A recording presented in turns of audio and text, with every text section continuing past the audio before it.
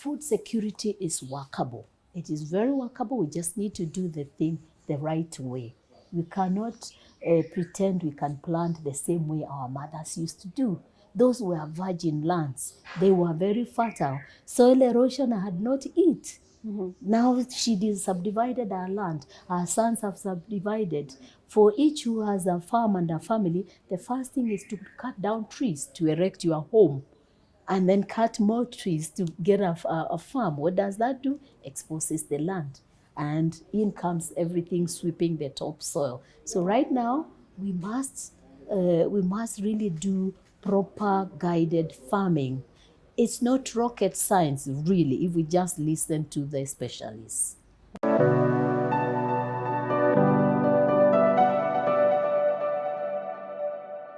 Hello and welcome to She Leads, your home of impactful stories from women across Africa.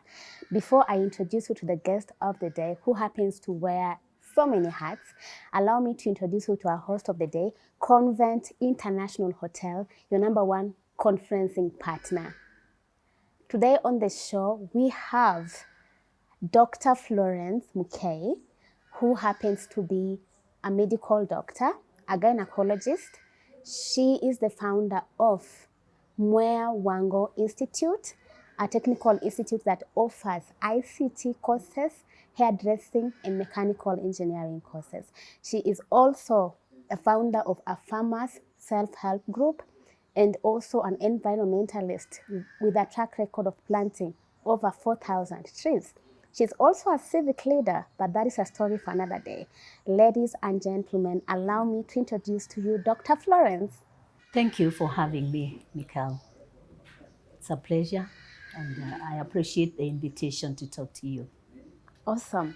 And I forgot to wish all mothers a happy Mother's Day. Now that we are having this show on a Mother's Day, happy Mother's Day to all mothers across Africa. Feel loved and appreciated. And Dr. Florence, when you were having a conversation, you mentioned that your mother was and still is your role model. Yes. What message do you have for women out there on this Mother's Day? What I would like to say is that my mom, who we lost in the year 2020, may God rest her peace, but our spirit is very, very much with her, with us. What I would like to say is that motherhood is very key. And what I experienced from my mother, I would really wish us to practice it. Basically, let's love our children unconditionally. Let's guide them. Let's show them that patience, perseverance, and most of all, faith in God, that everything will turn out okay. Awesome. That's beautiful. And you wear so many hats and you seem to be running all of them effectively. What inspires you? Because, like, if I look at your basket, it is so full. What inspires you to keep going now that in that space you can easily feel a burnout? Like, you can go on. What inspires you to keep on going? Really, let's say that the year 2007, I really felt strongly that I needed to do something which my spirit explained like something beyond myself. To let my life and my activities impact people from my village impactively. And so that was a year when I realized that instead of the parents and the relatives' health improving, like that was the case with my mother, when we were now able to take care of her well, and you could see our health was improving, our cheer was good, but our peers, on the contrary, really their livelihoods were going down. Those were times when also, when we were children, for example, most families had huge tracts of land. But as the years went on, you realize that the young boys became men, started their own families, subdivided lands and all that. And so even now the farm produce got less. So around the year that I felt strongly I needed to turn to my village, poverty levels had gone very low. Schooling for the youth, they are losing the morale. They don't have, that kind of positivity that things will work okay. They need hope. And so it was very strong in me that somebody needs to give the hope. Yeah. So the poverty, the lack of hope, the need for people to get some form of direction, that's what drives me. The little I can in my niche, I feel I must do it. Awesome, awesome. And how is it going with the self-help group with the farmers? It's going well. This started 2007 when I felt that strong feeling to work with them. I looked around and I realized if we come together as me and the villagers, at least as a group, you get a voice, you get a direction, you get to know exactly what their needs are, and it is going well. Since then, we've managed to terrace all their farms. I got also professional advice on farming and tree planting for them from the Karis. We are known from Kari Thika, Kari Nairobi, Kari Machakos, because I'm not a farmer by profession, but I wanted them to practice good farming practices. So I went to all those places and I must thank them because they were very ready to help. I love the journey you took with the farmers. And how is it going with the self-help for the It's going farmers? well. Since that year 2007, there's been a lot of improvement because one thing I sought assistance from professionals in farming, in tree planting. We are known by all the Karis, Kari Thika, Kari Nairobi, Kari Machakos, and I would take each team to the village to show us how to plant trees for better uptake. Remember, ours is an arid, semi-arid region, so you just don't put a seedling and it takes off. We had to really be taught from the basics, when to dig the hole, how big the hole to be, when to harvest your manure from the cow shed, when to plant at the right time, not when the rain is too way gone, what size of the seedling to plant. And it was very beautiful. That improved our uptake of the trees. We also did the terraces to avoid or stop, at least to control the soil erosion. The use of the manure in planting, that was very, very helpful. And as a team, we also managed actually to apply and get assistance from the government through the arid, semi-arid team. The Red Cross came and actually constructed a river dam, in the village, where the farmers on each side of the river had to give part of their portion of their farms. But the results were very good because we really managed to get, besides this very prolonged drought, the rest that water would hold between season to the other season. And the beauty was that they had even put an underground tap.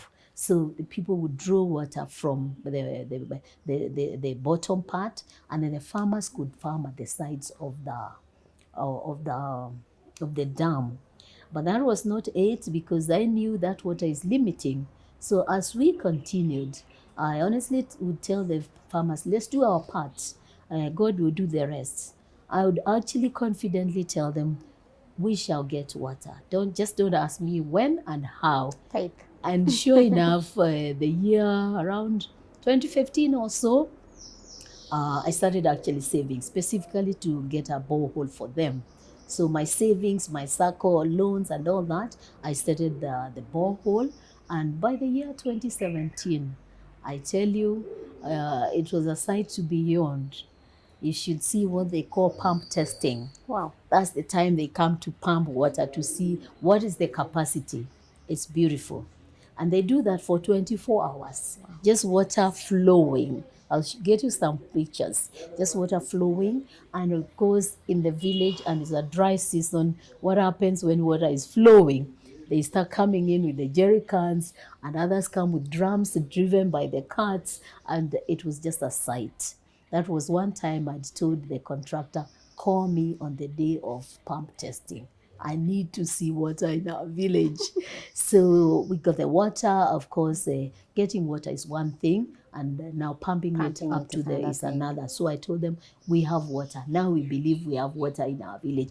Close it up, we go look for more money. So I saved another 1 or 2 years. And 2018, they put the pump system, purchased the tanks, and we installed some taps. So for about 6 months or so, the villagers were coming to the site to draw water there. But my goal was to actually pipe it to their homes, Their which I homes. must say now, out of the 55 households, 33, 35 are piped in their houses. You're In almost fact, they are there. called the Modaiga family by the Wow. other villagers because they are literally open, and you'd be surprised what that means. As children, we used to walk 10 kilometers to turn Go a get river. water. Oh, yes, to bring back a 20 liter jerrycan. It saves a lot of time, which then they can use for other things.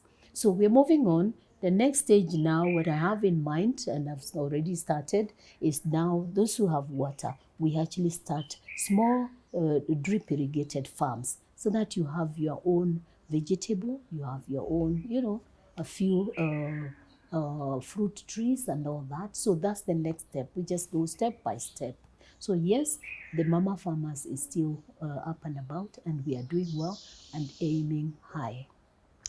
You know what I love about this story is you're proving that we can actually be food secure. Do we need aid? Do we need GMO? We don't need aid. Actually, when people ask me, who is your donor? I feel insulted because it's my hard-earned money, and even the donors' money, they work for it. So honestly, I feel in our country, in the continent, we've got a lot of circulating money. If we could just put it in the things that we are sure they will bring fruit. Food security is almost man-made because much as I didn't have a direct control over what the farmers do in their farms, the year 2019, I now actually cultivated my own 1.5 acres. And I can tell you, between 2019 and when we were at lockdown, they were sending me food stuff worth the thousands because you only need 1 year. If you plant your trees well, your well-grown mango will give you fruit. Your well-taken care of banana will give you fruit. Your cassava in a year will give you fruit. Definitely your pawpaw you will eat and sell in 1 year. I can tell you my papayas were being sold online. I'm not a lot in social media, but luckily my brother is. You just get in touch with me, get in touch with the buyers. I get in touch with my manager. They go sell. I get the money by M-Pesa. So food security is workable. It is very workable. We just need to do the thing the right way. We cannot pretend we can plant the same way our mothers used to do. Those were virgin lands. They were very fertile. Soil erosion had not it. Now she subdivided her land. Her sons have subdivided. For each who has a farm and a family, the first thing is to cut down trees to erect your home, and then cut more trees to get a farm. What does that do? Exposes the land. And in comes everything sweeping the topsoil. So right now, we must really do proper guided farming. It's not rocket science, really, if we just listen to the specialists. Wow. That is quite inspiring and encouraging that even those people who are in those arid areas can have food and not suffer from hunger like we are experiencing. It's Correct. possible. Yeah. Correct. Yes, I'm now a living example. If I show you that small shamba, the kind of fruits we have, all manner of them is now like what they call a fruit forest, essentially. You have your mango, you have your guava, you have your cassava, you have your sugar cane. I didn't even know sugar cane can do, but they do without watering. And then in between those trees, we plant our dengu, we plant our beans, and life is good. Wow. Before I go to the next question, allow me to remind our viewers that we are still at Convent International Hotel, the #1 conferencing partner. Reach out when you need the services. So now to the Technical Institute, where you have this youth that you're trying to train to change their lives. You mentioned having a farm Yes. where they're also engaged on matters farming. Why do you need the need to involve the youth in that? It is very important because a nation that cannot feed itself, we can't start saying we are developed. Even in our own homes, when the children are hungry, Yeah. you can't tell them about anything else that you need to invest somewhere. They first want food security. It is very important. And for the youth, they are the today and tomorrow. Their parents are honestly like yesterday. Because Yeah. remember, they lived in that other era. And that's why those of us who deal with them sometimes meet some resistance because what's this you're introducing? We've always done it this way. But this way no longer works. So I'm hoping that the youths are more adaptable to the new way of doing things. Beautiful. Like trying to train them in the way they should go. Yes, exactly. And even for them, for that drip irrigation, we have innovated a small way where even those who do not have boreholes or constant water is very neat for the youth. Just get a 20-liter, which you just open and fill up. Get a plumber or anyone who has the know-how to do some few lines of the drips, and you put your sukumas. Instead of spending time and effort watering one sukuma after the other, you just open your tap and water goes into the different drips. So they are enjoying it. That's so nice to hear. Considering the generation we are in right now, the Gen Z, Yes. and their mindset of instant gratification. I'm glad to hear that they are really taking it positively, and they're trying to turn something out, get something out of it. You know, so now on to the environment, something which is still in line with food security. You have participated in planting like over 4,000 Yes. trees. Yes. How has that been? It's been very exciting. For us environmentalists, when you plant a tree seedling this much and you watch it growing, it feels like creation. And for us Christians, we know we are created in His image. So He creates us and we create stuff. So honestly, it's very exciting to see the before and after. It's amazing. A land like that 10-acre, when we purchased it, besides the shrubs, there was just like one big mango tree and 2 or 3 graveria trees. Yeah. The first thing I did, even before starting the construction of the school, I actually started by tree planting. The whole perimeter of the 10. And then I had the blueprint of the school. So I knew where the teachers' quarters would be, where the workshops would be, where the sports ground would be. So to each, well, they already marked out passages. So along those passages, before those things started, we also planted the trees. So actually, even when the teachers first came in the year 2021, the trees look more established than the buildings because the trees preceded.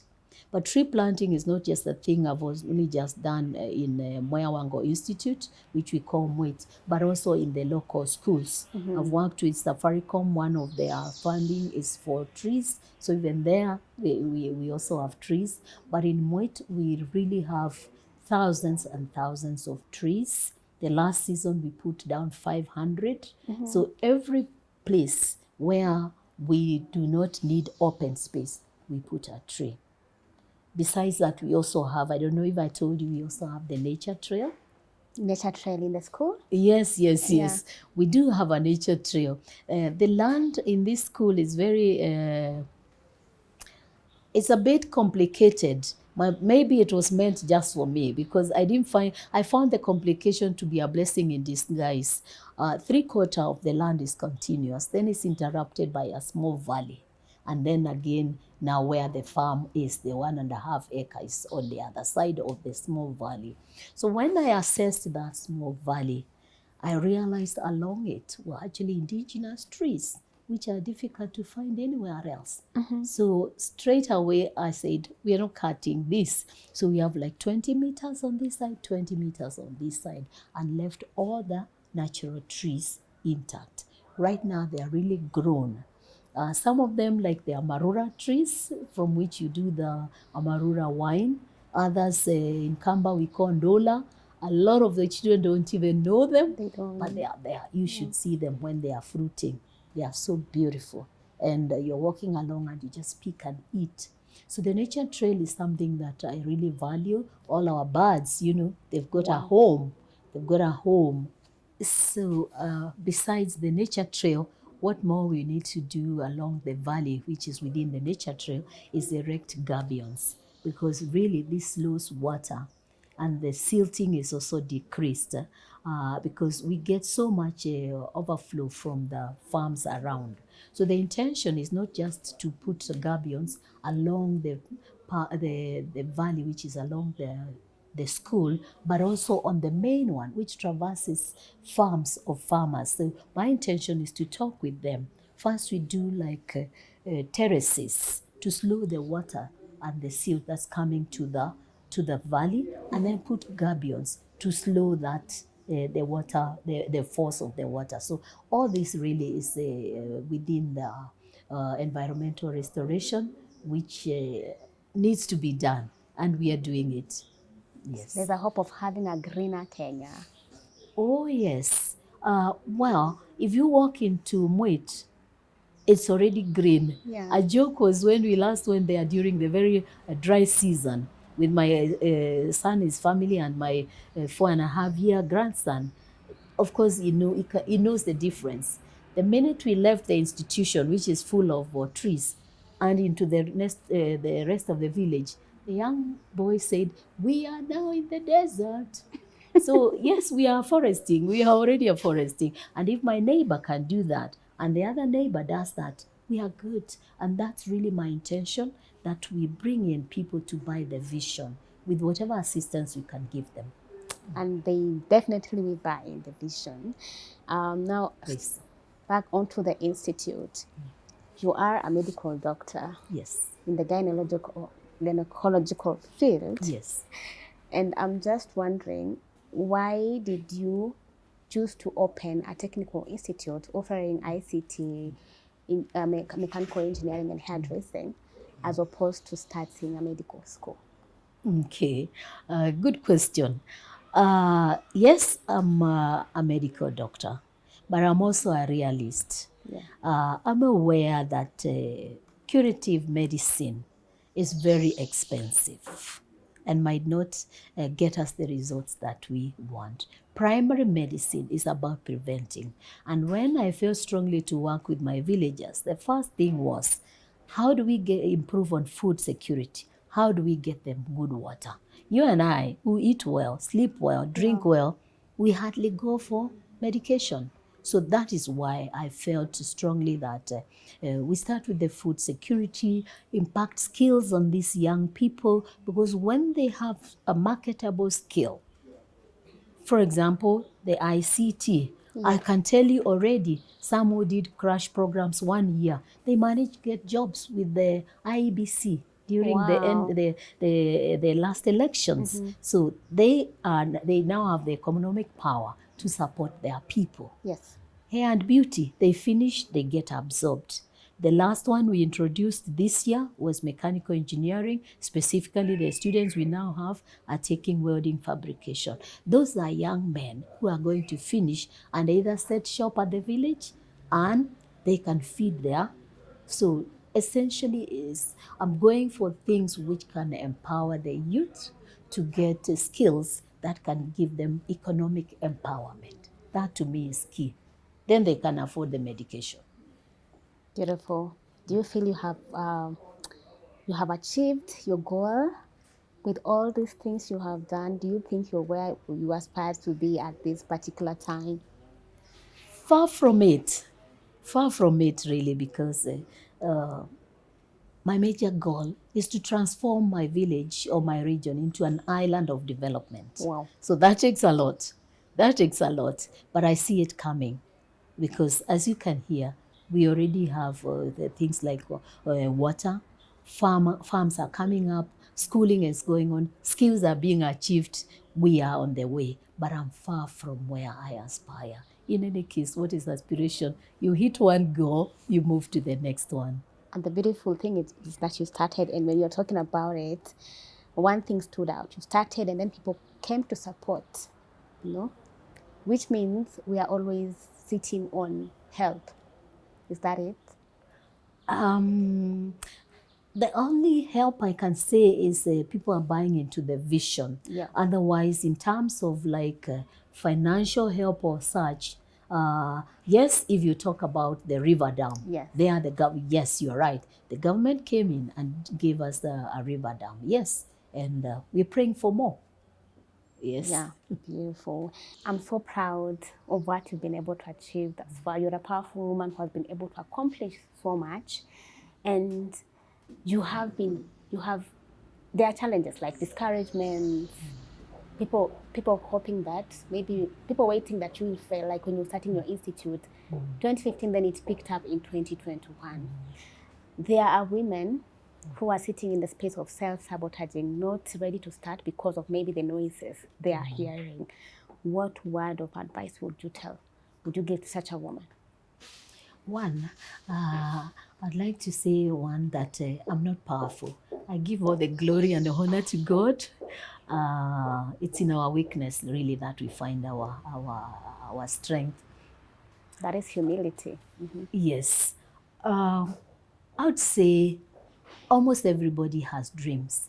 Everybody has thoughts of what could be, what they should do, but very few do it. Let me quote Miles Monroe, who says the richest place on earth is the cemetery, because there you find people buried with the stories they never wrote, books they never wrote, projects they never started, but they flashed their minds.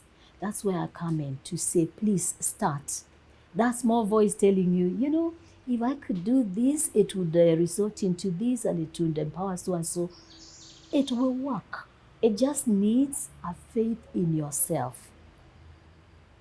And what is faith?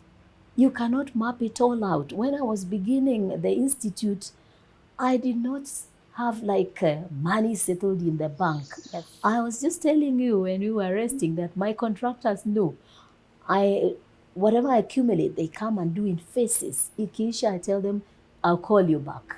Because the faith is there. I know this will be accomplished. So I would really say there's so much possibilities, so much strength within ourselves. It's just that many times we sit on it. Yep. We need to allow that whatever tickles us to shine. Yes. Because it's not for you. In fact, you're not doing anybody any service by blocking your abilities. You need to let it out. That's your gifting. And if you don't serve people with what you're gifted in, then it's almost a sin. Yeah. A great sin, sitting on your potential. Thank you so much. Do you have any parting shot? I'm a mother of boys, so I tend not to segregate the genders. But the women have a special place to play. And the world knows that. God knows that. That is why He specifically assigned us to do some very sensitive things, like caring and caring for the babies. Yes. And caring for the world. And so what's caring for the world is doing exactly what we're talking about. When there is poverty, we go in to solve it. When erosion is killing our lands, we go in to solve it. When afforestation is required, we go in and plant the trees. That's what I would say, that go for it. Our children, our men, they are waiting for us to join hands with them. Daktari, you have so many projects and you are nurturing a number of people. And I'm sure some of our audience members who will watch this interview will be interested to maybe reach out to you so that they can tap in what you're doing in where. So do you have anywhere they can reach you, maybe you contact or social media platforms? Yes, for the school, the Moyawango Institute of Technology, they can log in onto our website, www.mwit. Mwit is MWIT, www.mwit.ac.ak. There they'll find even the telephone numbers. My direct numbers are 0713 592 075. 0713 592 075. Thank you. Indeed, a great honor to have you on the show. Looking forward to having another conversation with you. There's so many things we need to talk about on the show. Thank you. Thank you for having me. Be blessed. Let's be blessed too. Wow, quite a powerful conversation to have on a Mother's Day. And I trust if you have watched up to this point, you have learned a lot and you are going to implement what you have learned in your lives and change your communities. Just to remind you, we are still at Convent International Hotel, your #1 conferencing partner. This is She Leads, brought to you by me, Ablatia Imbokwa. Keep it Success Africa.